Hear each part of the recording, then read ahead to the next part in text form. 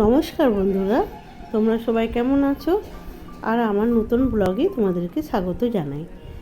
দেখো, সকাল সকাল বউ রুমগুলো সব পরিষ্কার হয়ে গেছে বা বারান্দাটা পরিষ্কার করছে।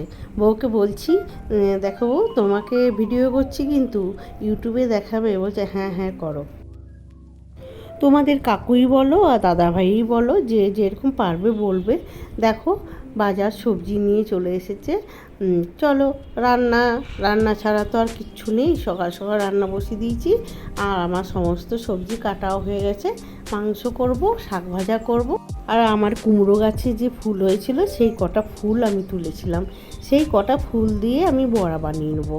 বড়াগুলো বানানোর পর কিছুটা আমার বেসন বেঁচে গেছিলো, সেই বেসন দিয়ে আমি মূলো শাক দিয়ে আর পেঁয়াজ কুচি কাঁচা লঙ্কা দিয়ে বড়া বানিয়ে নিলাম।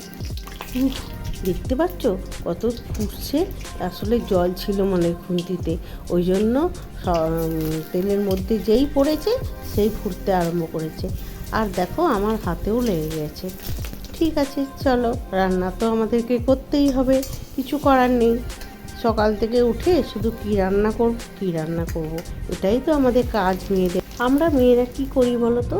সকালে উঠি আমাদের একই চিন্তা থাকে যে কি রান্না করব, আর সকালে কোন কাজটা আগে করব, কি রান্না করব, তাই না? আমার তো মনে হয় সকালেই বেশি কাজটা থাকে।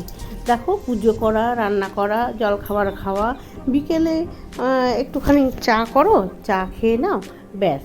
হ্যাঁ, সন্ধ্যা দিয়ে দাও, তোমার কাজ শেষ। তারপর রাত 9টার সময় রুটি করো, তরকারি করো, আর ধীরে সুস্থে সমস্ত কিছু করো, কোনো অসুবিধা নেই। কিন্তু দিনের বেলায় যত ঝামেলা। দেখতে দেখতে আমার মাংসটা কষানোও হয়ে গেল।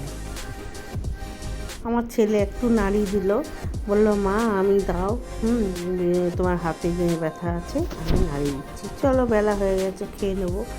এবার আমাদের খাওয়া হয়ে গেছে, আর তোমাদের দাদাভাই এসেছে তখন 4টে সাড়ে 4টে বাজে। আমার ছেলে ক্যামেরার সামনে আসতে চায় না বলে আমাদের খাওয়াগুলো দেখানো হয় না। চলো, আবার ফুচকা দিয়ে চলে গেল আমার ছেলে। আবার ফুচকা খেয়ে নিচ্ছি। খাবার খেয়েছি তো অনেকক্ষণ, এবার ফুচকা খেয়ে নিচ্ছি। আর তোমাদের দাদাভাই বলছে এই মাত্র ভাত খেলাম, আবার ফুচকা। তোমাদের দাদাভাইয়ের খেতে খেতেই সন্ধ্যা হয়ে যায়। আর দেখো, এখন ঘড়িতে বাজে 5টা সাড়ে 5টা। ওই জন্য তোমাদেরকে একবার বাগানের ফুলগুলোও দেখিয়ে দিই। দেখো কি দারুণ ফুলগুলো হয়েছে। আর প্রত্যেকটা ফুল আমার এইরকম বড় বড় সাইজের হয়। শুধু সর্ষের খোল দিই, আর কিছু দিই না।